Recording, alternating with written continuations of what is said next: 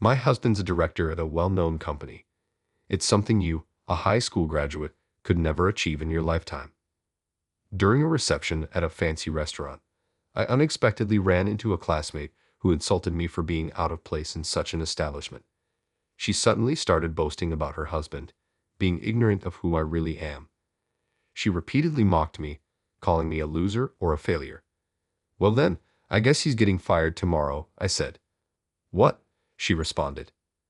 As I was running out of patience, I turned to her and said this. I ignored her and left the place while she stood in bewilderment. Consequently, she fell from grace, ending up in a tragic state. My name is Michael Anderson, 46 years old. I run an apparel company. I took over the company at 35, succeeding the previous president, and became the CEO. Introduced by an acquaintance, I started working at my current job right after graduating high school, and my hard work was recognized by the president. Even now, I work hard every day with my employees for the company's growth. At 25, the president introduced me to a woman whom he considered a perfect match for me. I married this woman, Emily, who was an employee at the same company and 3 years younger than me. We were blessed with a child soon after marriage, and now I'm the father of a daughter who's a university student. Emily resigned from her job when she found out she was pregnant and became a full-time homemaker, focusing on housework and childcare. When I became the CEO, she returned to work as my secretary. Now, with Emily's help, I'm working hard as the CEO. I was living a busy yet fulfilling life, but a certain event would soon lead me to face a major dilemma. I was raised by my single mom. My mom managed to send me to high school, but pursuing college was out of reach due to financial issues, so I decided to work instead. In my sophomore year of high school, my mom fell and was hospitalized. Early in the morning, I worked on newspaper delivery. Additionally, I worked at a restaurant and a bar to earn a living. However, I couldn't afford to go on the school trip no matter how hard I worked. Hearing this, my classmate Sarah Johnson started mocking me. "I'd heard you can't even manage to afford the school trip. Isn't that just typical of a poor single-parent family like yours? Your mom's a total failure, unable to even shell out a few $100. Her words led her friends to join in, making me the butt of their jokes. I was furious about them mocking my mom, but realized arguing was pointless. I just endured in silence. Sarah was beautiful and seemed to be the daughter of a company's president, a central figure in our class. Most of the class followed her lead, so I was ridiculed by almost everyone. But even so, there was one person I could call a true friend, Sam Jackson. Sam, who talked to me when I was alone in class and even showed concern for my mom's health, was a great guy. We became friends in our sophomore year and still go out for drinks as adults. Incidentally, I got my current job at the company thanks to an introduction from Sam. If you're a friend of Sam's, you're more than welcome. Thanks to Sam, I owe a lot to where I am today. I truly can't thank him enough. One day, as I was thinking about inviting Sam for a drink, Emily, holding her smartphone, came from the adjacent secretarial office into my CEO office. "Sorry? Can I leave early today?" Thinking she might be feeling unwell, I asked, "What was wrong?" "It's not me. It's Lena. She's having trouble again. She says she's too scared to move," Emily said, looking worried. I immediately told her to go and saw her off. Even after Emily left, I couldn't settle down. The truth is, I've been troubled by something for about a week now. It's about my daughter Lena's stalker. About a month ago, while the three of us were having dinner without Lena, she came home from her part-time job, her hair disheveled and face tear-streaked. When I asked what happened, she said in a small voice, "A customer tried to force me into his car." Naturally, Lena had turned him down, but he persisted. Eventually, he waited for her until she finished her duty at the restaurant, attempting to coax her into his car. Moreover, he was a man in his 50s, older than me. Naturally, Lena had turned him down, but he persisted. Eventually, he waited for her until she finished her duty at the restaurant, attempting to coax her into his car. Hearing this, both my wife and I were horrified. We immediately made her quit her job and started picking her up from university. However, that didn't put an end to it. The stalking continued, and he started showing up at her university and places where she went with friends. Feeling that I couldn't let this man go unpunished, I discussed the situation with Lena and reported it to the police. However, they informed us that they couldn't take any action since no actual harm had been done. All right then, I'll handle it myself. However, the man seemed to be very cautious and never showed up when I was watching. In short, it ended up being a waste of time. I could pick up Lena whenever she asked, but beyond that, there was nothing else I could do for her. As a parent, I felt utterly helpless. One day, while pondering what to do, the stalker approached Lena again. Lena managed to escape quickly, but out of fear, she shut herself in her room. "I'm just so scared," she said. Hearing her anguished voice, both Emily and I felt frustrated at our inability to do anything. Realizing that this couldn't continue, I asked Sam a favor for Lena's sake. After work, I immediately called Sam to a cafe near the office. What's the rush? You know I'm pretty busy too, though maybe not as much as you," Sam said. "I know that, but you're the only one I can ask." I explained to Sam that Lena was frightened by the stalker and the police were of no help. "You're my last hope, Sam. Can you please find out who this stalker it is?" I pleaded with Sam. After graduating from college, Sam had set up his PI agency. Hoping that a professional could uncover the stalker's identity, I turned to Sam. Initially joking, Sam's expression changed when he heard about Lena's situation. "If it's for Lena, I've got to do it. Leave it to me. I'll find out everything as quickly as possible." Relieved by Sam's reassuring words, I explained to him about Lena's university and the nearest station. Just then, a familiar voice said, "Isn't that Sam and the poor guy?" Turning around, there stood my classmate, Sarah Johnson. Though she had aged, her beauty was unmistakable, so I recognized her instantly but pretended not to. "Miss Johnson." "Hey, don't call me by my maiden name. I'm now Sarah Pendragon. It's an uncommon family name, isn't it?" "Pendragon? That's quite uncommon. I think I only know one person with it," I responded casually. Sarah looked back and forth between me and Sam and sneered, "You two still make such a bland duo. You'd fit better in a diner than this stylish cafe. It's out of place for you. Why don't you move to another shop?" She mocked us. Even after so many years, her fundamental character hadn't changed, I thought. "We're having an important conversation. If you have no business with us, could you please leave?" Sam glared sharply at Sarah, who turned red with anger and left, returning to a young man who seemed to be her companion. After that, Sam and I discussed Lena's situation in detail before leaving the cafe. A week later, Sam told me he had something to discuss, so we met again at the cafe. "I want you to look at this." The moment I saw the document Sam handed me, I was so shocked my eyes nearly popped out. "I can't believe such a coincidence," I said. "I was surprised too," Sam replied. "Not just me, but everyone else seemed surprised as well. But with this much evidence, we can act. Let's get moving."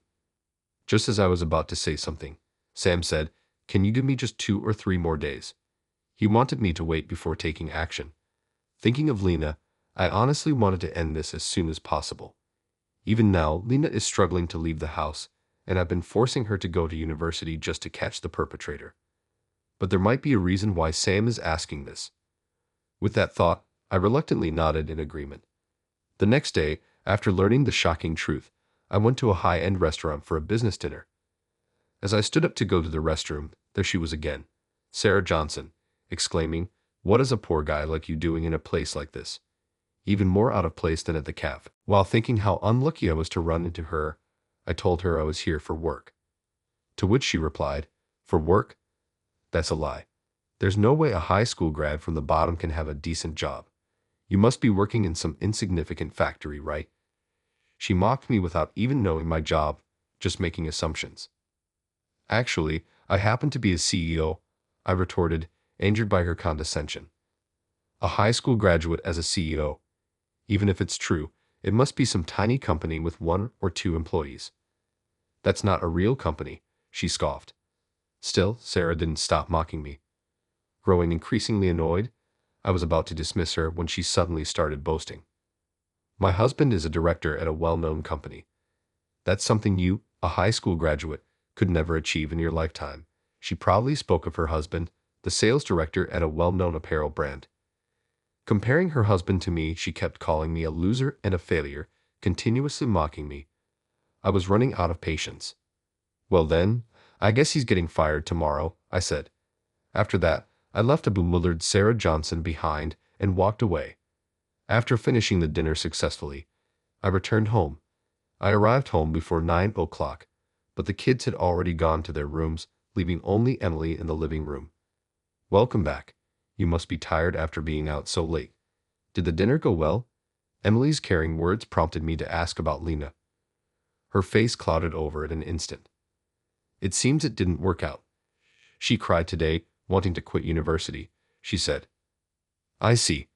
Don't worry, her agony will all end tomorrow, I assured her. My words made Emily look puzzled. I then told her, actually, and proceeded to share my plan with her. I hadn't told Emily about consulting Sam about Lena, so she was surprised. I was wondering why you, usually so kind, were forcing Lena to go to school. But now I understand. I wish you had told me. I could have helped, she said, relieved to hear my plan. Emily agreed. I hadn't disclosed it to her until now as I wanted to keep things confidential. Actually, I have a favor to ask you, Emily. As soon as I made the request, Emily agreed without hesitation. Leave it to me. I have a wide network. I'll arrange everything today, she said. After saying that, she left for the bedroom with her smartphone. As for me, I prepared for tomorrow, took a bath, and rested. The next day, I found myself engrossed in urgent work at the secretarial office.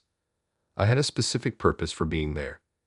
As I made good progress, the CEO's office started getting a bit noisy. The CEO will be back soon. Please wait a little longer, I heard Emily's voice, but then a man's voice interjected. No need to worry. I was surprised when you called yesterday to think the CEO himself has something to discuss with me and my wife. The day before, I had asked Emily to invite the sales director and his wife. I asked Emily, my secretary, to contact them. Considering Emily's wide network of contacts, she quickly succeeded in inviting them here today. When Emily left the room to prepare, the sales director and his wife were left alone in the CEO's office. Listening in, I heard the wife excitedly speculating. It might be about a promotion. Called in as a couple, maybe it's for a vice president position. If he becomes a VP, the retirement package would be something to look forward to, she said. The sales director seemed pleased as well, both unaware of what was about to happen. Chatting animatedly, I nearly laughed at their carefree conversation but composed myself and opened the door to the CEO's office. Mr. CEO, how are you? The sales director greeted. Hello there, Sarah, I said. She had stood up following her husband and froze the moment she saw my face. She must have never imagined a classmate she ridiculed for being a high school graduate would turn out to be her husband's boss. As Sarah's mouth opened and closed wordlessly, I said, nice to see you again since yesterday. The unsuspecting sales director then asked her if she knew me. Nope. Well, stammering, Sarah struggled to answer. We're high school classmates, I interjected, and the sales director's face brightened. But I must say, my memories with her are nothing but unpleasant. My sarcastic remark instantly turned the atmosphere in the room. I see, the sales director said, and it felt like hell until Emily returned with the tea. After being mocked by his wife the other day, I declared that I would fire her husband, so I called them in today. Reacting quickly to my words, the sales director began to scold Sarah. Did you really say that? And to mock the CEO? What were you thinking? But I didn't expect a high school graduate to be a CEO, Sarah tried to justify. Even when the sales director told her to apologize, she showed no sign of doing so. I deeply apologize for my wife's grave disrespect, but to be fired over just this incident, could you please reconsider? Desperate to keep his position, the sales director repeatedly apologized, but Sarah seemed indifferent to his apologies. It appears your wife is not at all remorseful, I pointed out to the sales director. Sarah worded angrily, why should a high school dropout like you be a CEO? It's your fault for not saying it, and firing over something like this is wrongful dismissal. The sales director hardly tried to silence her, but it was too late. I decided to explain to Sarah how I became the CEO. I joined this company right after graduating high school, and I'm the CEO where Sarah's husband is the sales director. Moreover, my best friend Sam is the nephew of the former president, and their fathers are brothers. Initially, I was hired because I was the friend of the president's nephew. Later, at the age of 30, I took over the company from the former president and became the CEO. There were doubts about whether I could lead 9,000 employees, but the sense of responsibility was greater. After 5 years of training, I took the CEO position. That's how I became the CEO. Sarah responded, I had no idea about such a background, but to be fired for something like this. Although Sarah's face turned pale, she still didn't utter a word of apology. It's not just for this reason that you're being fired. I'll explain the proper reasons now. After saying that, I called out to Emily to bring in a certain person from the secretarial office. As Emily signaled, Sam burst into the CEO's office with great energy. Sarah was even more surprised at Sam's entrance, and the sales director, Mr. Pendragon, looked confused. Mr. Pendragon, you're fully aware of what's going on? I asked, but he just shook his head. When I glanced at Sam, he placed several documents and a photo on the table. The moment Mr. Pendragon saw the photo, his face turned deathly pale. Only Sarah, sitting beside him, seemed unable to figure out the conversation. Actually, this girl is my daughter. She's been a victim of stalking for a while, and I hired my pete-eyed friend to investigate. You're the stalker, aren't you? I sharply eyed Mr. Pendragon, who started trembling and nodded slightly. You? That's a lie, right? Maybe she misled you or something. Sarah, in disbelief, accused Lena as if she were at fault. Due to my extreme anger, I was about to lose control and utter inappropriate words. Instead, I let Sam explain the investigation results. When Sam handed me the final report, I recognized the stalker as our employee. Of course, I can recognize someone in the position of the director in the company. What I know about him is that he is a diligent and serious man at the office. That's why the report was very shocking. After Sam finished explaining to Sarah, I addressed Mr. Pendragon. Now your dismissal is final and executory due to valid reasons. It's not just that the matter involves my daughter. The company cannot employ anyone who engages in such an immoral act. Do you understand, Mr. Pendragon? Without a word to say, Mr. Pendragon just nodded quietly. Of course, this matter with my daughter is a serious crime. Appropriate actions will be taken, so please understand. Thinking the incident would be reported to the police, he pleaded, please, anything but that. But recalling Lena's tear-streaked face, I retorted emotionally, do you have any idea of the depth of fear you have brought to my daughter?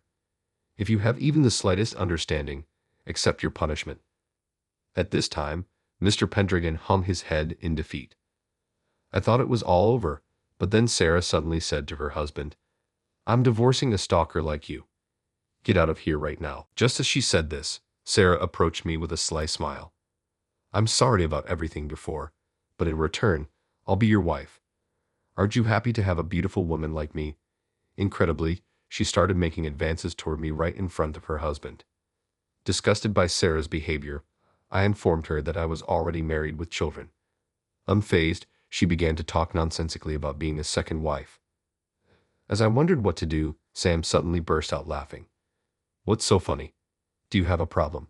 Sarah snapped at Sam. You can't be talking about a second wife in front of his legal wife, right? If he cheats on her and gets divorced, he'll lose his position as CEO, Sam joked. At this, Sarah exclaimed in surprise, What? Indeed, my wife Emily is the daughter of the former president. When I was 25, he suddenly suggested, Michael, if you don't have anyone in mind, would you like to meet my daughter? I'd initially declined because I had no confidence in myself, though he insisted. However, we hit it off instantly, leading to a quick courtship and marriage. Thus, Emily is the president's daughter, making her and Sam cousins. Realizing this, Sarah turned pale, muttering, This can't be happening. What should I do? I guess you were hoping to get close to me to pay off the debts you made, right? Too bad. As I sarcastically addressed Sarah, she showed a look of shock. While investigating Lena's stalker, we discovered Sarah was the wife and got a hunch something was off with her too. Sam suggested, This smells fishy. Give me some time to look into the wife as well. The investigation revealed that Sarah had accumulated debts in the hundreds of thousands of dollars from frequenting high-end bars. Currently, the debts have been paid with her husband's money. She likely turned her attention to me for financial rescue after she divorced. Hey, debts from a high-end bar. What's that about? It's not about that now. The wife and husband started arguing in front of us. Please discuss this at home. Regarding my daughter's case, we'll consult with the professionals and contact you later. Eager to get them out of my office, I opened the door and asked them to leave. However, they just mumbled incoherently, showing no intention of leaving. If you won't leave, I'll call the police. With my firm statement, they scattered out of the room like startled spiders. Afterward, my lawyer amicably settled Lena's stalking case with the payment of moral damages. However, I made it clear that if any further stalking occurred, we go straight to the police, no questions asked. Regarding the Pendragon couple, I heard they ended up divorcing. As for Mr. Pendragon, having been fired, he struggled to find decent employment and now juggles several part-time jobs to pay off the living expenses and the settlement debt. Meanwhile, Sarah believed she could rely on her parents after the divorce, but once they learned of the incident, they disowned her. Continuing her high-end bar visits, her debts only grew. Now she's working in a job that leverages her looks. Considering her age, it's likely going to be difficult for Sarah to lead a decent life from now on. However, as it's the result of her own actions, I do hope she manages to persevere. As for me, I continue to dedicate myself to work as usual. Lena, who had been afraid to go outside, has finally regained her spirits and started attending university with enthusiasm. She also began working part-time at a new store, and it seems she's found her calling. One day, she suddenly declared, "After I graduate from university, I'm going to work at Dad's company." I've never felt so motivated and fulfilled by a job before. The idea of working with my daughter is delightful, but there are still 2 years until she graduates. If Lena still feels the same way, then I think it